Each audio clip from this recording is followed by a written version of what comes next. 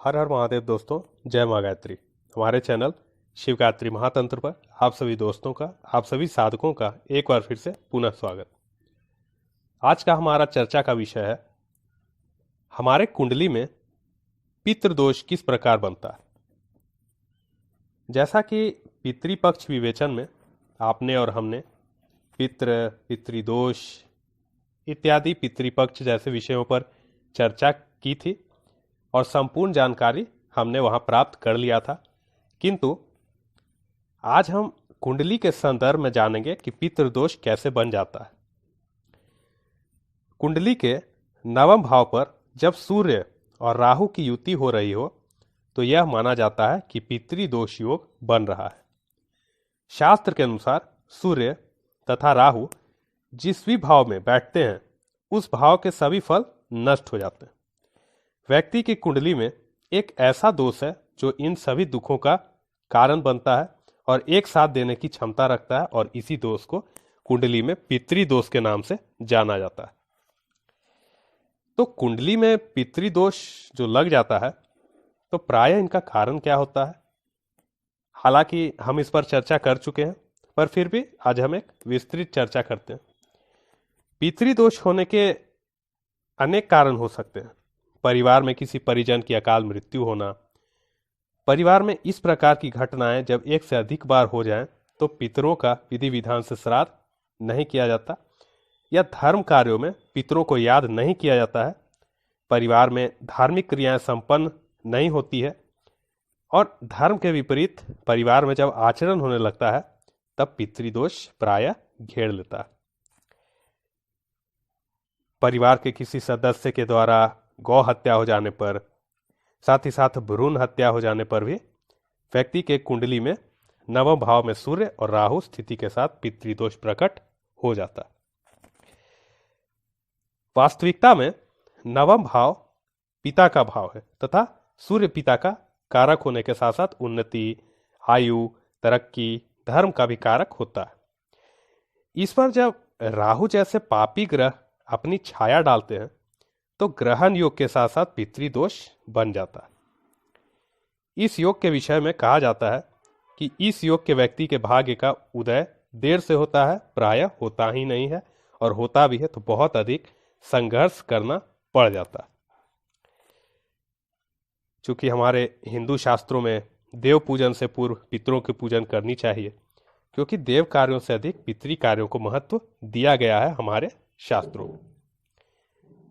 इसलिए देवों को प्रसन्न करने के पहले पितरों को तृप्त करना अति आवश्यक है। पितर कार्यों के लिए सबसे उत्तम पक्ष आता है पितृपक्ष, अर्थात आश्विन मास का कृष्ण पक्ष।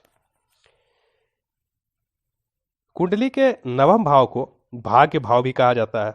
इसके साथ ही यह भाव पितृ या पिता इनका भाव होता है तथा पूर्वजों का भाव होने के कारण भी विशेष रूप से महत्वपूर्ण हो जाता है। महर्षियों के अनुसार पूर्व जन्म के पापों के कारण पितृदोष बनता है। इसके अलावा इस योग के बनने के अनेक कारण भी हो सकते हैं।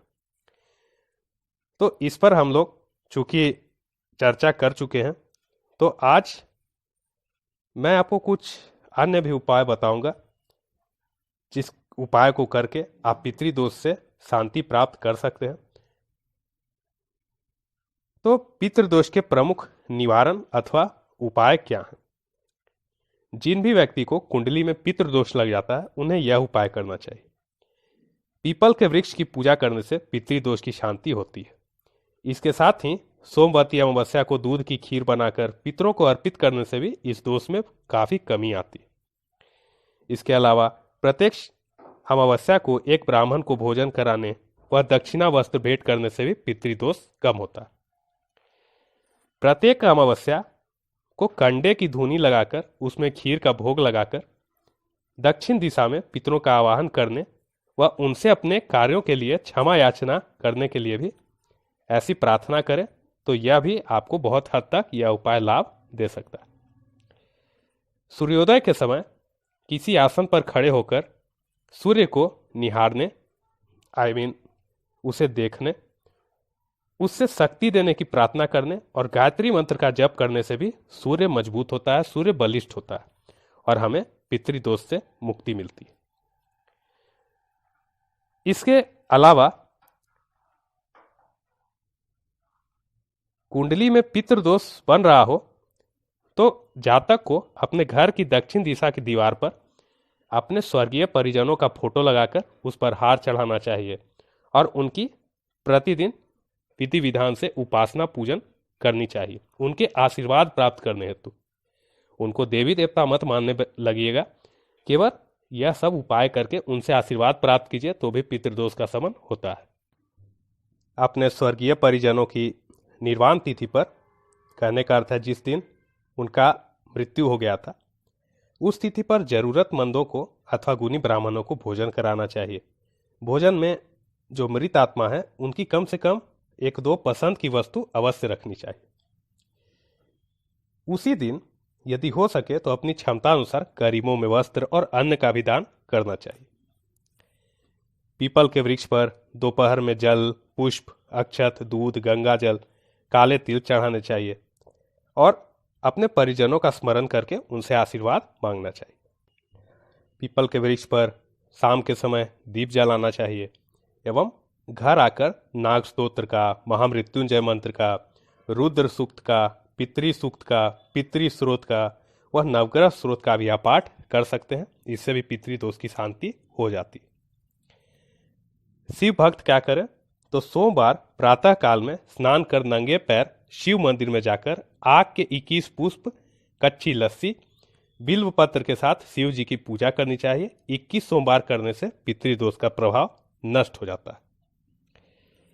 इसके साथ साथ प्रतिदिन अपने इष्ट देवता व कुल देवता का पूजन अवश्य करना चाहिए। इससे भी हमारे इष्ट और हमारे कुल देवता रूठे पितरों को मना लेते हैं और पितृदोष का शमन हो जाता है। जब कुंडली में पितृदोष बहुत ही अधिक प्रबल हो, जिसके कारण आपका विवाह नहीं हो पा रहा हो, तो ऐसे में किसी गरीब कन्या का विवाह कराना चाहिए या किसी बीमार गरीब की सहायता करने पर भी उसका बहुत अच्छा परिणाम मिलता है और पितृदोष से शमन प्राप्त होता है। जब पितृदोष के कारण बहुत ही अधिक परेशानियां आ रही हैं तो ऐसे में ब्राह्मणों को गाय का दान देना चाहिए। गर्मी में पानी पिलाने के लिए आपको कुछ व्यवस्था करना चाहिए। कहीं पर कुआं खोदवा देना चाहिए। राहगीरों को शीतल जल पिलाने से भी पितृदोष का शमन अवश्य होता है। पवित्र पीपल तथा बरगद के पेड़ लगाने चाहिए। विष्णु भगवान के मंत्र का जप करना चाहिए। श्रीमद् भगवत गीता का पाठ करना चाहिए। इससे भी पितरों को शांति मिलती है। पितरों के नाम पर गरीब विद्यार्थियों की मदद करिए। दिगंबर परिजनों के नाम से अस्पताल, मंदिर, विद्यालय, धर्मशाला आदि का भी निर्माण कराने पर हमारे पितृ प्रसन्न होते हैं और अपने द्वारा दिए जाने वाले बुरे प्रभावों को कम कर देते हैं। तो उम्मीद है कि आपको आज का छोटा सा यह ज्ञान पसंद आया होगा। यह एक छोटा सा परिचय रूपी वीडियो था पितृदोष को कुंडली के संदर्भ में देखकर। यदि आप भी अपना कुंडली विश्लेषण कराकर अपने पितृदोष की स्थिति जानना चाहते हैं तो आप डिस्क्रिप्शन बॉक्स में जाकर संपूर्ण जानकारी प्राप्त कर सकते हैं। इसके अलावा पितृदोष पर संपूर्ण जानकारी का जो हमारा प्लेलिस्ट है पितृपक्ष विवेचन, उसको भी आप देख सकते हैं, जिसका लिंक इसी वीडियो के डिस्क्रिप्शन बॉक्स में दे दिया गया है। आपके पितरों की कृपा आप पर बनी रहे। तब तक के लिए हर हर महादेव, जय माँ गायत्री, जय जय गुरुदेव।